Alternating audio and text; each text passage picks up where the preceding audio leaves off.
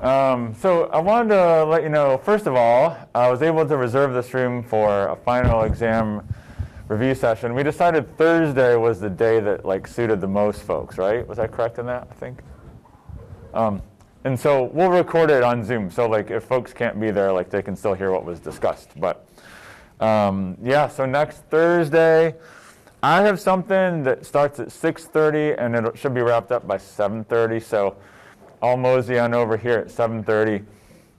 The room's actually reserved at 7. So if y'all want to come in a little bit earlier and have like a socially distanced review, session kind of thing, feel free to do that. And then, that's actually a really good way to study, and hopefully y'all are doing it, but just like connect with a friend or someone else in the class and just get together. Because, a lot of times what you find is like your question might not be this person's question. And like when you get together, it really helps learning. So that'll hopefully be useful in and of itself. So this room is reserved at 7.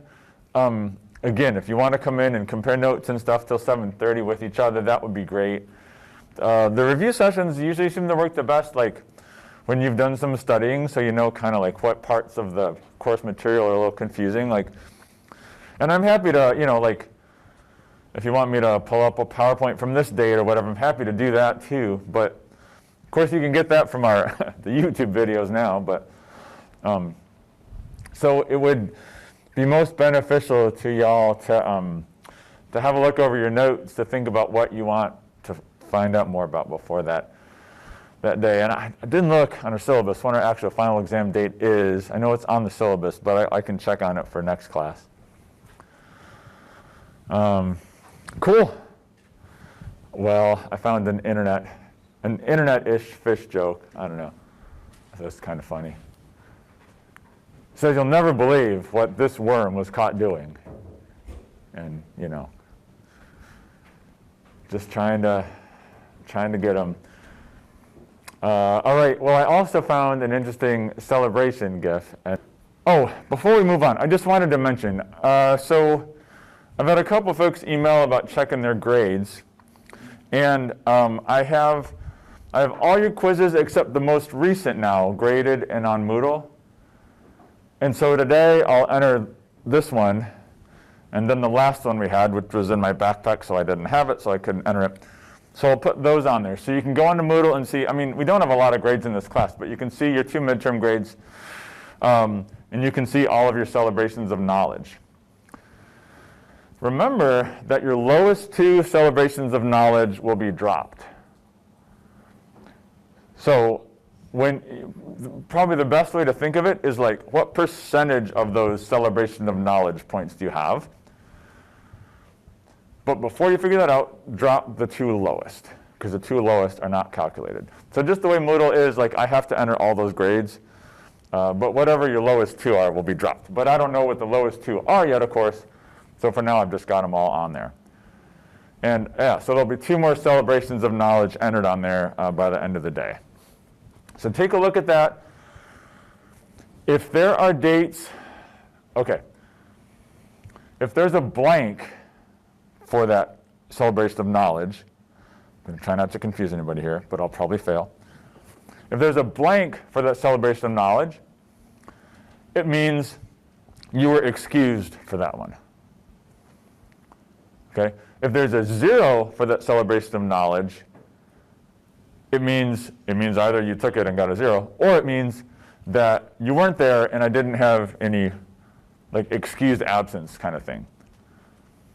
So if you look back at it and you see a 0 and you do like health, like your roommate was waiting on a test result, whatever it was that you couldn't come in, and there is an excused absence for that, let me know.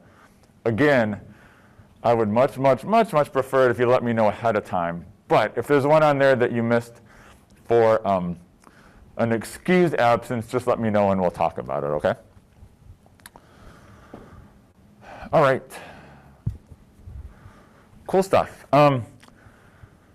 Yeah, so last time we talked about the 2 observed effects of climate change on species. You guys, this is embarrassing. I think I've forgotten what those two were. Can somebody please remind me what were the two effects?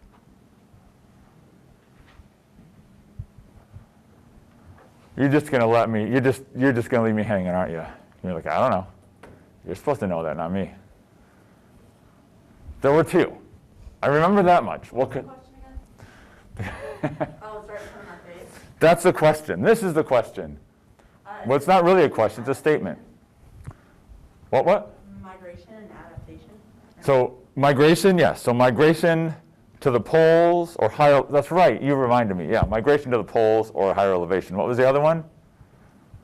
Perhaps changes in phenology. Yes, there's a reason you had that, because that was the answer, yeah.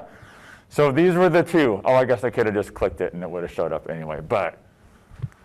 So yeah, so these are things that we've seen in our ecosystems, right? We've seen species migrating to the poles. Remember the little example of the butterflies in this study looking back over hundreds of years.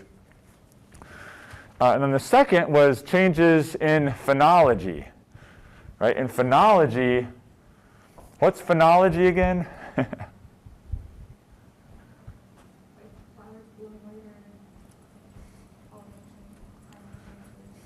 Exactly, yeah. It's a timing and events in the life cycles of plants and animals. So all the examples you mentioned. So like when do the flowers bloom? When do the migratory birds arrive? You know, you could think of lots of other things too. Like, you know, when do the cicadas start singing, right? When do the leaves fall off the trees in the autumn? All these different things are all classified in phenology. So when we looked at the data from, I think it was Wisconsin, where like flowering of certain plants was happening earlier, migratory birds were arriving earlier, those kinds of things. Okay, so these are things that we've seen happening in the ecosystem in response to climate change. So, you know, we got a kind of tight budget this year at UNCA. I was going to take you all to Nepal for a field trip, and we could visit the sites that I did research on 5 years ago. Unfortunately, it wasn't approved, surprise, surprise. But at least, you know, I thought I'd show you some pictures. So it's kind of like you get to go there. So, yeah, so about 5 years ago, I had the chance to go to Nepal to do research on effects of climate change on fishes, because I study fishes. That's kind of my thing. Anybody been to Nepal? No? Well, if you ever get the chance, go. I was actually going to take, and I still might, I was going to take a class there next summer, but of course that got delayed. So perhaps the summer after. We're just going to have to wait and see. But so it's the country of Nepal. It's about the size of Kentucky, so it's pretty small. It's not, you know, it's not very big. And it's sometimes referred to as the third pole, the Himalayas are, because there's the most ice and snow in the Himalayas besides the poles, right? So the North Pole and South Pole have the most ice and snow on the planet. And then third are the Himalayas. So if the climate is warming here, it's going to lead to melting of glaciers. It's going to cause all kinds of different things. And like they also call, sometimes they call these Himalayas the water towers. You know how they're like these water towers, like you're driving around, you see these big water towers in towns where all the water comes out of and used for the town. They call these the water towers because every summer the ice, you know, melts and provides water to over 1 billion people. It's pretty crazy.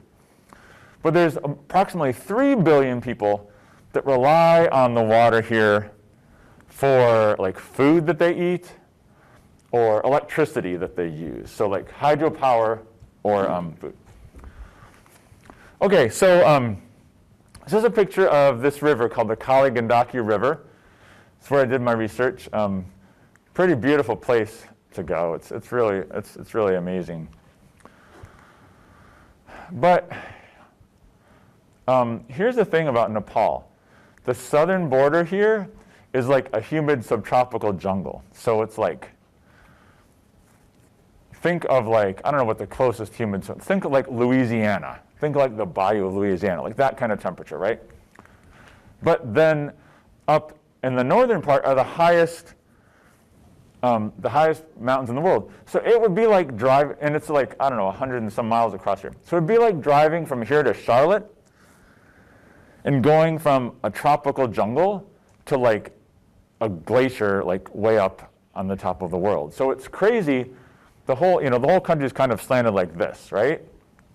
And of course the rivers flow out of those mountains. But what's really interesting is that the river that I studied, the Kali Gandaki River, it actually flows out of Tibet in China. So interesting piece of trivia, that river was flowing before the Himalayas arose. So that's why you see this real deep valley cutting through the Himalayas, because it was flowing and then the Himalayas came up around it. Does anybody else know a river that was nearby that was flowing before the mountains arose around it? Yes, hands up. The French Broad River also is one of the oldest rivers in the world, and it was flowing before the Appalachians arose. That's why it's really strange, because the French Broad River flows north. There are hardly any rivers in North America that flow north, right? It flows north, kind of away from the ocean. It's just weird. And it's because it had its own little course, and then as it was flowing, the Appalachian Mountains arose, and it just kept cutting through those mountains as they rose up. So it's kind of cool. But the same thing happened here. We have a river that was flowing before these mountains rose up. So just to show you some pictures of what this looks like, this is a Google Earth image of where I was doing my research. This is our highest elevation site, about 3,500 meters. This is our lowest elevation site, a little lower than 100 meters in elevation. And so you can see there's like glaciers and stuff up here. It's like a tropical jungle down here. So this is at the highest elevation. This is on the Tibetan Plateau. It's over 2,000 meters. You look around these hills, do you see a whole lot of plants and trees and stuff growing on them? You don't. It's a desert up here. It's a high elevation desert. There's very little rain. The reason for that is because the moisture comes from the ocean and then it hits the Himalaya mountains and it can't get over it. And so the Tibetan Plateau on the other side is a desert. So look on these hillsides and you're like, yeah, not a whole lot of rain here. So this is what the river looks like there. There's only one fish species that lives in this river. Oh, sorry, another picture. This is the view looking south. So we're on the other side of the Himalayas and we're looking south at the high Himalayas. And it's really interesting culturally. So like Tibetan culture, Buddhist, really interesting place. This is the fish that lives there. It's called the snow trout. It's actually not a trout. It's technically a minnow. That's the family of fishes that it belongs to. But you can see it's got a real powerful tail. It's real streamlined. It can live in this cold, fast water, and it feeds on the bottom of the stream on insects and stuff like that. This is the local name for it. Okay, then we come down in elevation into kind of the middle hills in the Himalayas, and the river looks like this. Yesterday I was at the Davidson River, actually, with my stream ecology class. It's kind of nice. We brought tea and we read poetry about streams. We thought it'd be a nice thing to do on election day because we wanted to do something relaxing on election day. But the river looks kind of like this. You know, it's kind of like a river around here. So the water gets warmer and there's more fishes that can live there. These are these fish called loaches. Some of y'all that keep aquariums might have heard of loaches. They're these little, you can buy them in like aquarium pet stores and keep them in your aquaria. Then finally we get down to the bottom and it's flat, the river's wide, it's deep, there's sand and stuff on the bottom instead of these big boulders, and there's lots of fish that live down here. These are these fish called glass fish. They're called glass fish because you can kind of see through them. They're kind of funky. There are these puffer fish. Freshwater puffer fish live down here. It's pretty crazy. I remember when we first, we caught a couple of these in our net, and like they puffed up. And we're like, what the heck is this? And this is what they look like. They're like little balloons. They're like, you can't mess with me now. I'm big. Look at me. So that's That's their defense. You know, they try to look big by puffing up. So kind of lots of interesting fish down here. So I wanted to show you a couple pictures of what it's like to do research in the Himalayas. This is one of the roads that we drove along. It's not for the faint of heart. You can see a road over here on this side of the mountain and see all the rock and debris in the valley from when they blew stuff away to do the road. That's illegal to do in the US, but that's how they build roads over there. This is a picture of our Jeep going around the corner very slowly. This was when we were waiting for one of the roads to get cleared off from a landslide, because toward the end of our time there, the monsoon started to hit, and the monsoon is this time when it rains really heavily and it causes landslides to happen. And so this is a student. I got to work with some students from Kathmandu University, and this is one of them, I think, trying to figure out if we were going to make it by this place safely. But you can see they're almost done clearing off the road. Here's the heavy equipment that's doing that. So we're getting ready to go on down this road here. This is the only time our Jeep got stuck. You can, of course, I'm taking the pictures. I'm letting them do all the hard work. No, I help them later. But you can see all this mud. This is a cool field vehicle. We had to carry all of our fuel in the back here. We had these big drums of diesel in the back of this thing because you couldn't get, there was a strike, so you couldn't buy diesel outside of the Kathmandu Valley, so we had to carry around big drums of diesel. Made it smell really nice. And I've got our nets and our gear up there. And I don't know if you can see the back of our vehicle. There's this picture of Buddha, and it says, Lord Buddha was born in Nepal, which is a point of pride, because Buddha was actually born in southern Nepal. And then this part you can't see. It says, I'm not bad, I'm just drawn that way. Anybody know what movie that line is from? Yes, Who Framed Roger Rabbit? Yes, going back to the day, yeah. So anyway. Okay, and then this was us in the lower elevation in the national park. This is my wife, my daughter, my son, and it was crazy. So these army guys, they were really nice. Like they escorted us to our study site because, because there are tigers and there are crocodiles and all kinds of stuff like that. And a funny story. I like to tell this story because it makes me sound really brave, although it was just accidental. So we went here in the winter and saw all these big crocodiles in the banks, and I'm like, man, I don't know if I want to be in this river sampling fish, you know. But we came back in the summer and we didn't see them. So like the way we did our research was like we waded into here with nets, we caught fish and stuff. And so I was asking these folks afterwards, I'm like, so I didn't see all those crocodiles, where are they? And they're like, well, the water's warmer now, they were all in the river. And I'm going, oh, I'm so glad you told me that after we got done with our field work, not before. Although to be honest, they hardly ever attack people. I don't know that there's ever been an instance of it. But they get pretty big, and I wouldn't want to step on one when I was sampling. But anyway, in this little area here, we saw these tracks. Looked like tiger tracks, see, kind of about the size of my hand, I guess.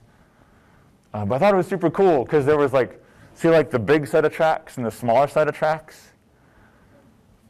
So I imagine like a mama tiger like coming out onto this like riverbank with like the baby tiger like right next to it, you know? How cool would it have been to see that, of course, like from a distance, right? But so I thought that was pretty cool. So really neat place to have the chance to visit. So one of the things we did, we put in these devices that measured water temperature, and we did that at 40 sites, and we measured what the water temperature was like, and then we did some statistical modeling, and we recreated what the temperature there was like in the 80s and the 90s. So we went back in 2015, measured the river water temperature, and then compared it to 30 and 40 years before. And so here's what we found. So this is temperature on the x-axis here, and it's a difference in water temperature. And what we found was that in the high elevation sites, the water was actually slightly cooler in the 2010s. Cooler than it had been in the 90s. But unfortunately, the water temperature in the lower elevation was a bunch warmer. It was about 1.5 degrees on average warmer in these lowlands than it was in the other areas. Well, the problem with that is that most of the fish are in these lowlands. You don't have as many in the higher elevation because it's hard to live up here, man. It's like freezing. So we found that the temperature was warming in these lowlands, but it was actually slightly cooler at higher elevation. So we did the same kind of thing that the study on the butterflies did. We looked at how many species shifted their range upstream to higher elevation, and how many shifted their range downstream to lower elevation. And what's interesting is that when we look at the lower range boundary, you know, the lowest elevation where we find these species, there were 14 species that shifted that up, but only 2 that shifted that down. On the other hand, the upper range boundary, there was 13 that shifted it down and 8 that shifted it up. So anyway, some evidence with these fishes in Nepal. This is another species of snow trout here, another species of loach over here. So what we found was that the water temperatures in Nepal at lower elevations are warming, and because of this, fishes are starting to shift their elevation higher and higher. Cool. Wasn't that fun? That's almost as fun as going to Nepal, right? Yeah, right. Good one. I don't know, any questions or thoughts? Anything you're wondering about from that little look over our trip? Yeah.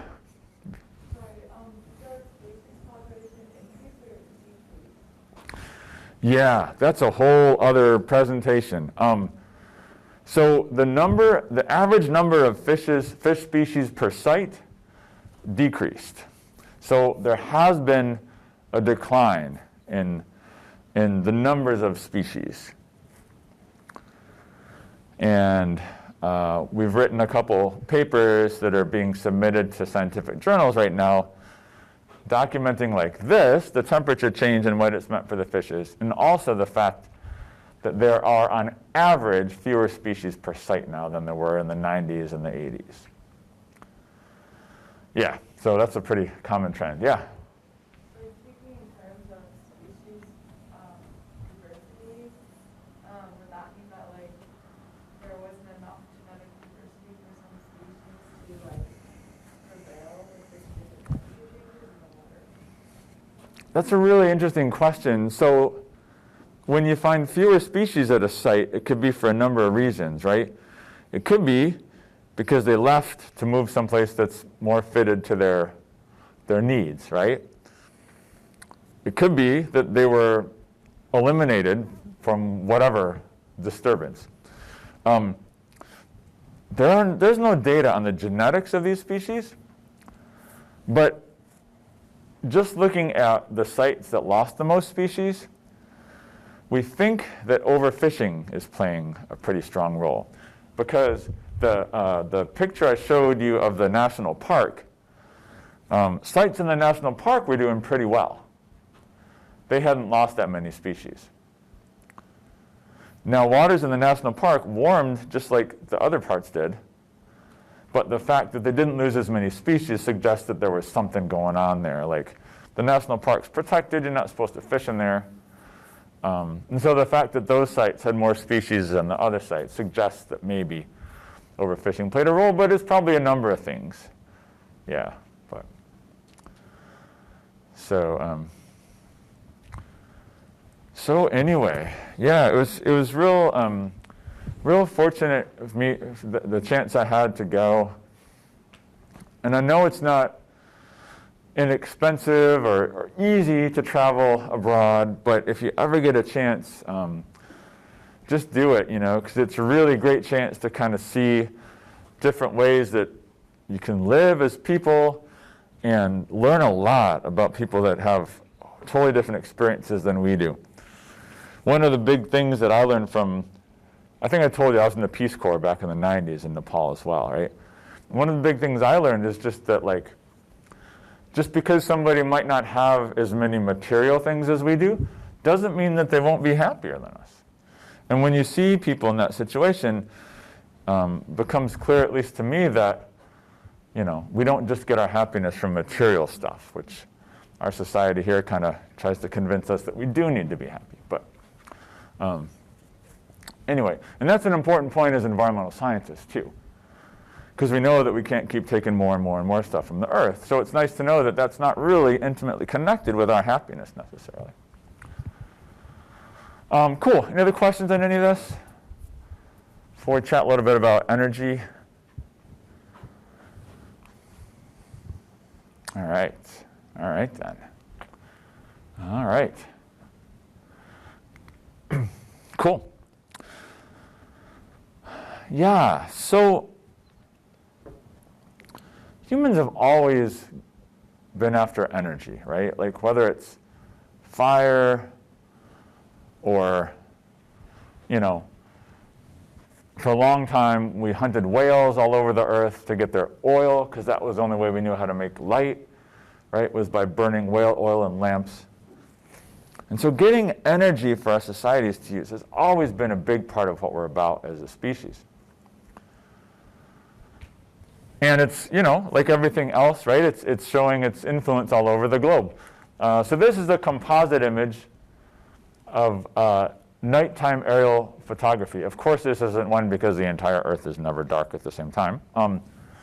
But when we look here, it shows light radiating out to space. Interesting bit of trivia.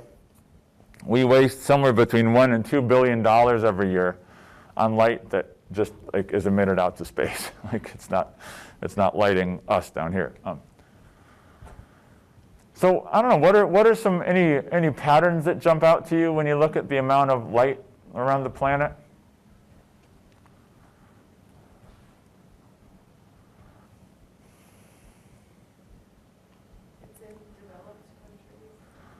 Yeah, countries, and I know that's kind of it's one of those loaded words, right? But yeah, countries that have higher GDP, that are doing better economically, yeah, certainly the eastern US, Western Europe, India, eastern China, right, Japan. But then there are lots of other places, right? Certain portions of Africa, South America, Australia, Asia, even some parts of the US, right out west, that are not using much energy. So like everything else, there's a great variation in how much energy is used. This is a figure from your book looking. This is per capita, right, per person. This is metric tons of oil equivalent, right? And this is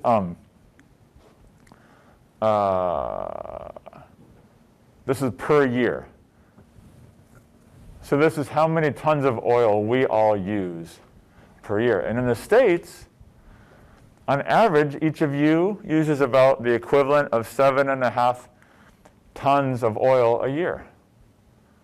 All of us. From the light we use, the heat we generate, the fuel we use to get around. Each of us in the US on average uses about 7.5 tons of oil a year.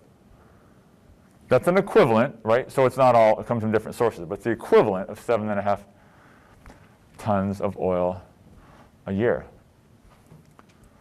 Well, if we lived in other parts of the world, we might be only using 1.5, right? So basically a fifth, right? So depending on where you live on the planet, you could be using 5 times as much energy as somewhere else. So again, like so many other environmental issues, it takes on a very different character depending on where we're looking at it on the planet. But it's interesting, isn't it? I hope you find this interesting.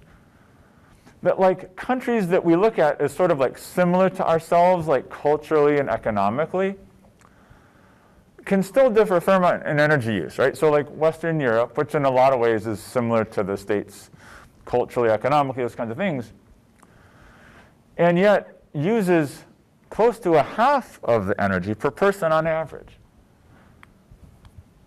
So again, you know, we don't want to fall into this trap of saying like we can't reduce the amount of resources we use because our lifestyle's not going to be any good anymore. Well, people are having pretty enjoyable lifestyles in Europe, right, as well, using a lot less energy. So it's kind of interesting to look around and see what the implications are for energy use. Some of it might be climate-based. Norway or Iceland, Norway, a lot of energy. Saudi Arabia, of course, lots of energy to keep cool. So varies a lot. I found this figure kind of funny.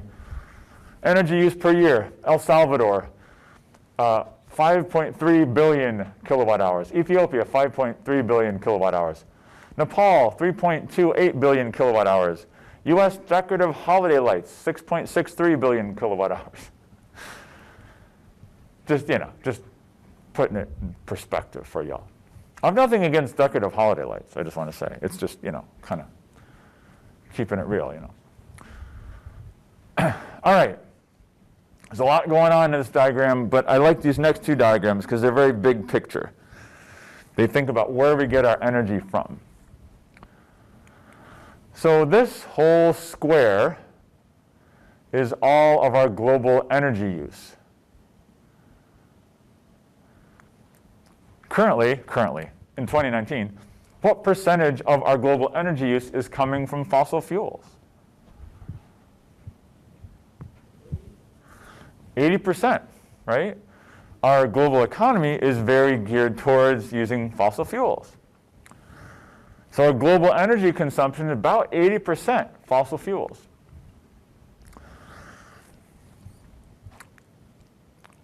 Between 10 and 11% is what we would call modern renewables. So these are your sources like hydropower, biomass, solar, geothermal heat, some biofuels for transportation like ethanol, right, that we use in a lot of our fuels here. Hydropower is a big chunk. So looking across the whole planet right now, we use fossil fuels to meet about 80% of our energy needs. Between 10 and 11% is what we would call modern renewables, and then biomass energy, and we'll talk a little bit about what that is probably next class, and then about 2% nuclear. So that's the big picture.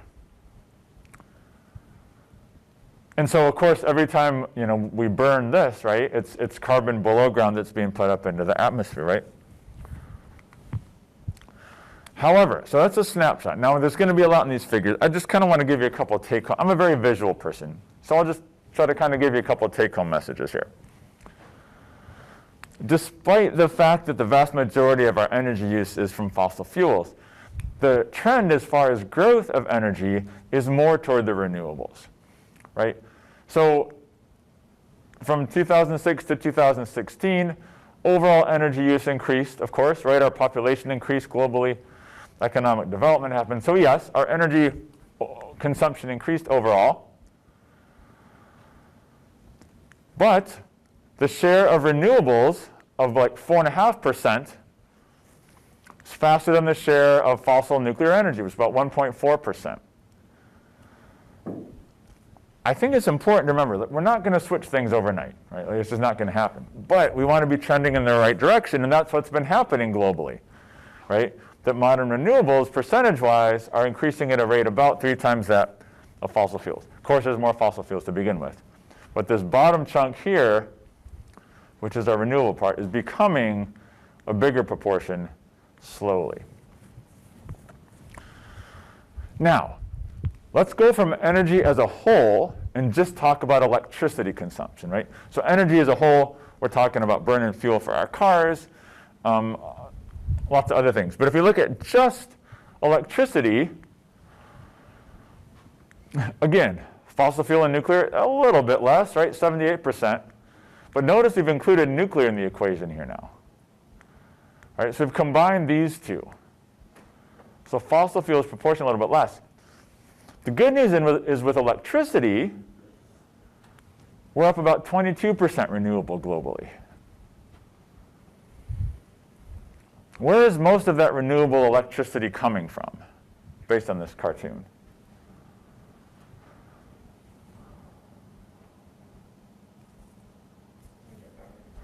Hydropower is the biggest chunk, exactly.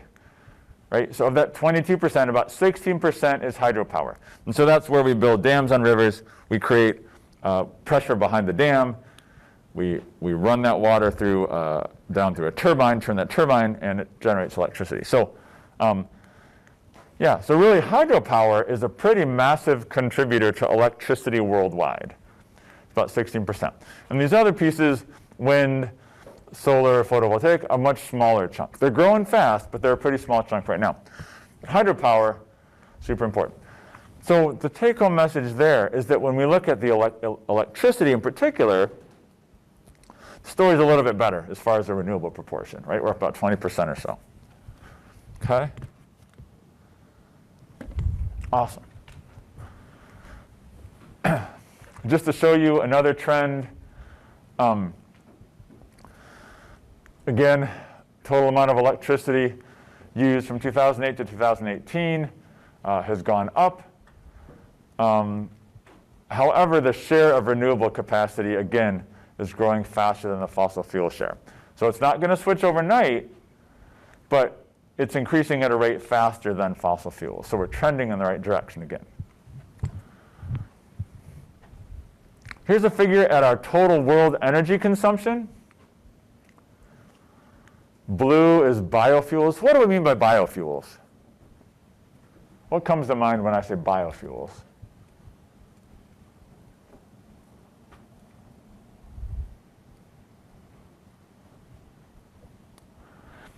This is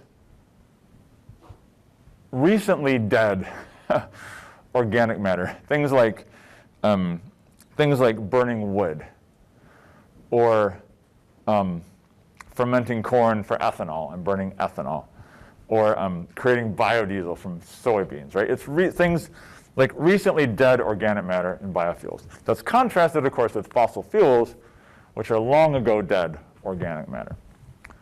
But yeah, so red is coal, green is oil, purple natural gas. But check it out, you know, it's crazy. Like you get into 1950 and boom, massive increase, particularly with oil. If we look at it just per person, right, so you might look at this and say, well, you know, this kind of looks like another graph which you showed us a while back, which was population growth. So maybe it's just a thing of having more people on the planet. If we standardize it by per person, we still see, again, a pretty big increase, particularly in oil after World War II. So you can see like biofuels is what we used primarily, right, for energy for a long time.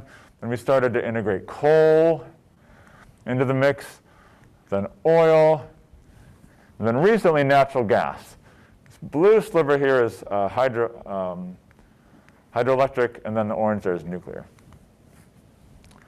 This period after World War II is really when energy consumption took off, right? So you can see, you know, from 1945, we're at about 40 gigajoules per person per year. 65, we're at 70. So the amount of energy that we used per person per year, it almost doubled from the end of World War II to the end of the 60s. And then we've had another spike here. What's this recent spike due to? Can anybody see?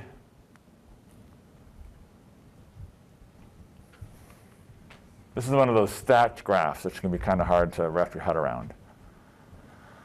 But this post-World War II increase, maybe just to back up a second, What was this increase in energy use post-World War II due to, if that makes sense? Oil, exactly. Due to a big increase in oil consumption after World War II.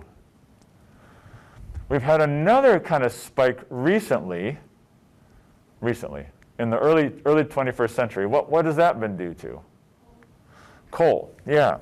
So this is largely due to economic growth in China and India, this recent spike here. This, of course, was a massive increase in oil consumption in US and Western Europe. So we've had a couple kind of spikes in energy use. Eyes are probably starting to glaze over with all these graphs, but I just wanted you to realize here, these are projections, right? So around 2010, coal was at about 28% of our energy. It's predicted to actually decline in its proportion by 2040. But then we look at renewables, their proportion is predicted to increase more. That's a pretty modest increase, but you know, we'll take what we can. So anyway, this is just making the point that renewables are increasing their share in global energy use, but it's not dramatic. It's kind of like a slow creep rather than like, boom, changing all at once. Cool. All right, so these are the sources that we can get our energy from. We've got solar energy, fossil fuels, wind, hydroelectric power, geothermal energy, tidal energy, nuclear energy. We'll talk about each of these separately, not all today, don't worry. But where does this energy ultimately come from? Where does most of this energy ultimately come from?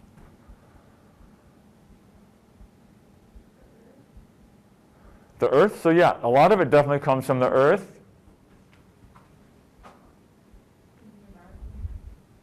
Say that again? In the environment? For sure. I guess one way that I kind of broke it down is like these top four are all like ultimately coming from the sun, right? Like solar energy clearly, because the sun's shining on these solar panels and it's, you know, turning energy into electron flow. But even fossil fuels, remember, like that coal, it's all energy stored in plants that they captured from the sun hundreds of millions of years ago. How does wind power come from the sun? Any thoughts?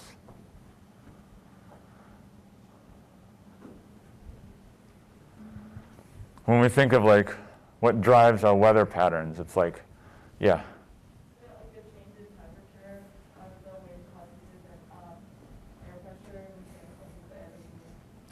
Yeah, exactly. Like warming of air masses causes air masses to rise, as to cool. And so wind patterns are driven largely, ultimately by the sun. And of course, the rotation of the Earth and those things all play into it. And then hydroelectric power, again, this is where we capture the water from these rivers flowing down the mountains, capture them behind these dams. How is that coming from the sun? What is it that drives the water cycle, right? It's the sun, right? Driving evaporation, all those kinds of things. So ultimately, these four categories of energy are coming from the sun. It's essentially either immediately or more of a longer term taking energy from the sun. What's geothermal energy? And we will talk about each of these separately. I'm just kind of doing an overview here. But what is geothermal energy? Anybody heard of that? You can break the word down, right? What does geo refer to? Earth, yeah, Earth, and then thermal, of course, is heat, temperature, right? Yeah. So geothermal energy is literally just taking the heat of the Earth and using that to generate energy. And the way that it's done most often is by having deep wells of water in portions of the Earth where the Earth's temperature is high, very close to the surface. We have wells of water that go deep into the Earth, They get heated up, turned into steam, and then we take that steam and use it to generate a flow of electrons to create electricity that way. So geothermal is coming from the heat of the earth, right? So that it's a little different deal than these four.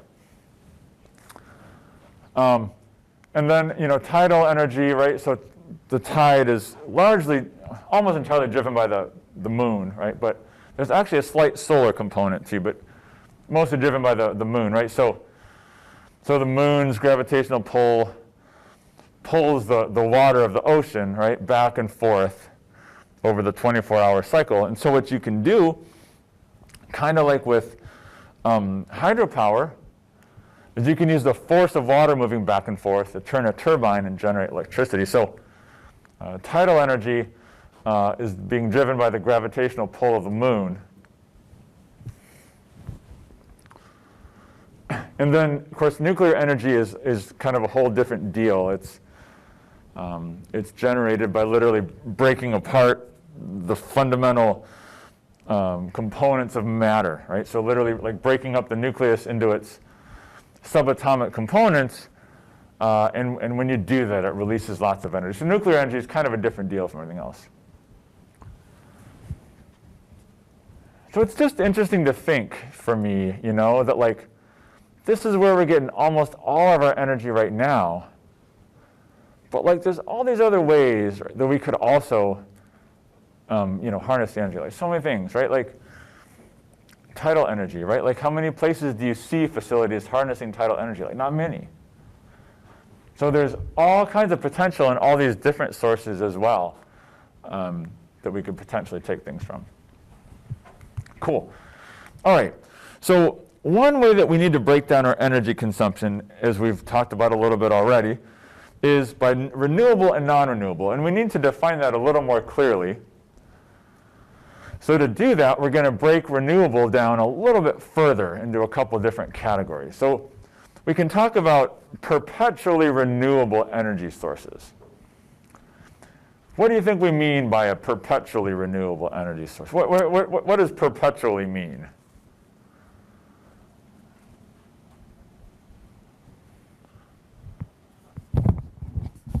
I'm trying to think of a common use of the word to use an example, but I can't really think of it. Well, you've heard of like a perpetual motion machine. Have you guys heard of that? Like things that like you ever see that thing with like the four like balls, and they come back and hit one another, and they kind of go like this. And it's supposed to look like it's going on forever, but it's not because there's a motor. Well, perpetual just means forever, right? So forever renewable sources. We have certain sources of energy that no matter how much we use them, we're not going to use them up. Not only are we not going to use them up, we're not going to affect the Earth's ability to provide that energy to us, or the sun's ability to provide that energy to us in this case. So we have four sources of energy that we consider perpetually renewable. No matter how much we get from these sources, we're not going to reduce the amount that's available to us. So solar energy, right? No matter how much of the sun's energy we harness, we're not going to decrease the sun's ability to provide energy to us tomorrow. Similarly, geothermal. I mean, I suppose at some respect you could say, well, if we completely filled up all of the Earth with things to take its temperature, you might decrease the temperature, but we're so not close to that at all right now. So geothermal as well, this is a little bigger schematic of how geothermal energy works, where you inject water down into the ground, gets heated up, take it back up as steam, and then that turns a turbine to send electricity out to the grid. There's actually another way you can use geothermal, and we do it at UNCA. If you've seen the quad out, let's see, is it that way towards the road? Which way is the quad? That way maybe? Wherever the quad is. I don't know. Up there?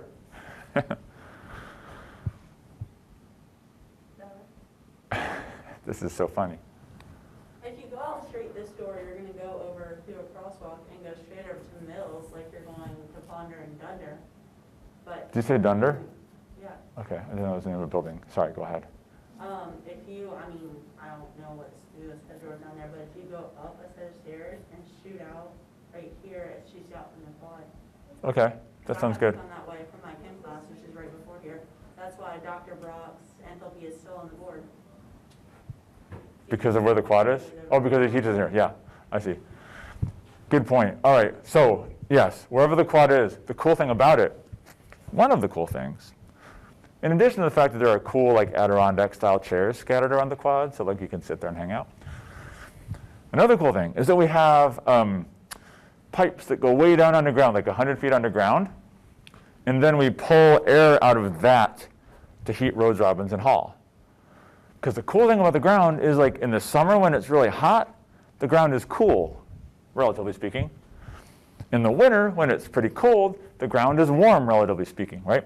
So instead of sucking air out of the atmosphere right next to the building when it's freezing cold and heating it up, because that takes a lot of energy, if you suck air from below ground, which is warmer, then you have to use less energy to heat it up. So you can also use geothermal energy not to produce electricity, use geothermal energy not just to produce electricity, but to like reduce the amount of energy you have to use for heating and cooling, which we do out on the quad. Okie dokie. Oh yeah, and so wind, right? We're not going to mess with global wind patterns, no matter how many windmills we put up, and tidal, right? We're not going to put up enough. It's not going to stop the moon's ability to pull the ocean's water around, no matter how many tidal energy things we put in. So bottom line is we want to get as much as of our energy from these perpetually renewable sources as we can. Cool. So we've got another category of renewable that we'll call potentially renewable. So potentially renewable goes kind of like this. This energy source, if we don't use too much of it, is renewable. But if we use too much of it, it's not going to be renewable. So these are sources of energy where if there's a certain sustainable renewable level, and if we go beyond that, we're in trouble. Anybody know what kinds of energy this might be referring to?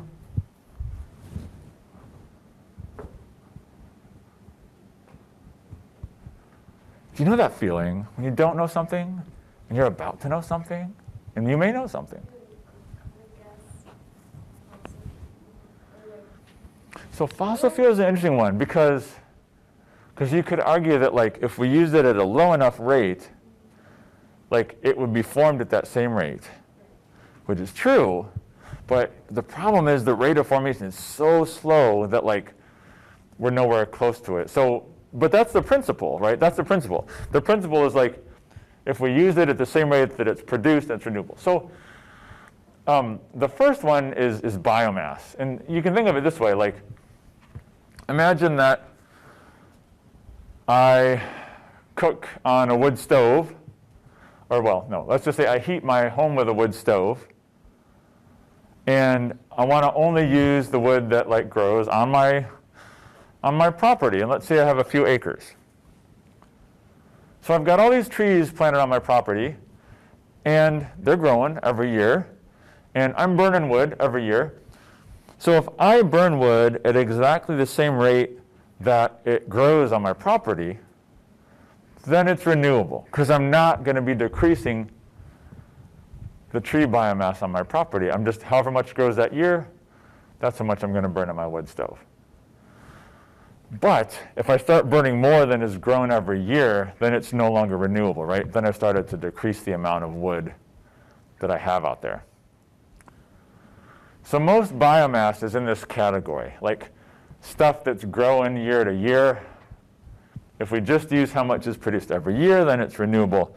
But if we go beyond that, right, then we're reducing its ability to grow. We also throw in this mix hydroelectric. Not because we're worried about using up all the water in the world, but because there are other environmental impacts of hydroelectric power. Anybody know, what are some of the other environmental impacts of hydroelectric power? How does it affect the ecosystem to build a lot of dams on rivers? Any thoughts?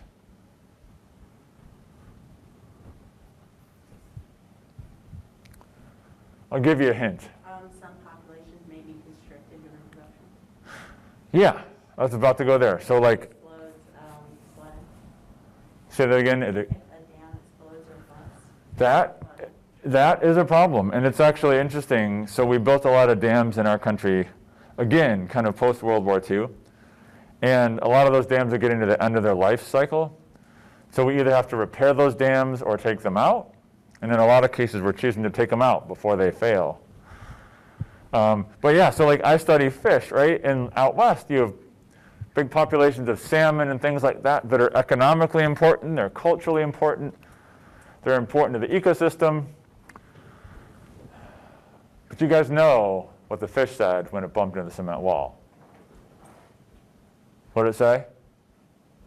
Dam. That's what it said, because it could not go any further. So these salmon, they're trying to go upstream to spawn. They're like, damn, they can't go any further, right? So these kinds of impacts are, they're bad. They're bad. If it's bad for the fish, it's bad. So this is what we would call potentially renewable, right? These sources, like up to a certain point, we can use them and everything's all good, but then at a certain point it's too much. So the only thing left then is the non-renewable piece. And so this is the fossil fuels. And again, like these are formed naturally, right? So there's some level at which they're formed every year. And if we only use that much, then they'd be renewable. But we don't. We